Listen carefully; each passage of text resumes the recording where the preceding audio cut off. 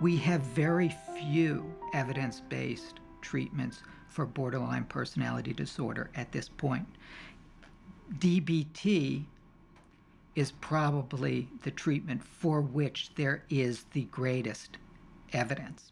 Dialectical behavior therapy was designed very specifically for people who self-harmed and had strong suicidal impulses. It basically is helping you to deal with situations that are going to come up every day, and your emotional reaction is going to be a certain way, and it helps you deal with that emotional reaction. It helps you find ways to stabilize yourself. It is the synthesis or merging of trying to change something while simultaneously radically accepting that it is what it is. It encourages, first of all, the person who's suffering to step out and look at their own emotions as a third person might, rather than to immediately act on them.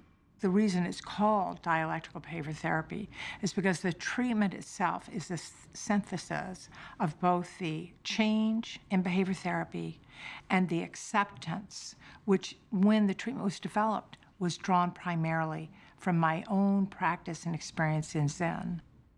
It used to feel literally like people's eyes would have a physical effect on my body. Like my neck would prickle and my heart would constrict. And I interpret that they are looking at me in a hostile way. You know, the fact is, they are looking at me. But I can't assume what they're feeling inside and what they're thinking. DBT has helped me tolerate that I feel this thing and I interpret it this way, but it may not necessarily be the reality. I liked dialectical behavioral therapy because there were things that I could work on a daily basis that would help me get through the day, and there were certain exercises that I could do, and there was concrete things that I could do. The last time I desperately wanted to cut myself, I did a type of technique that I learned through DBT, which is I went and I held ice cubes in my hand. And putting ice cubes in your hand when you really want to experience physical pain is a way of focusing on something without necessarily hurting yourself.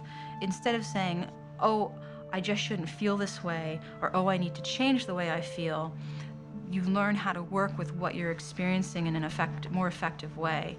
It is so effective that we've had some clients, when they knew they were going to have to discuss something extremely intense like sexual abuse or rape or something like that, actually go to the store and buy those little cubes that you can put in your freezer, the ones that are wrapped up, and you can put them in your freezer.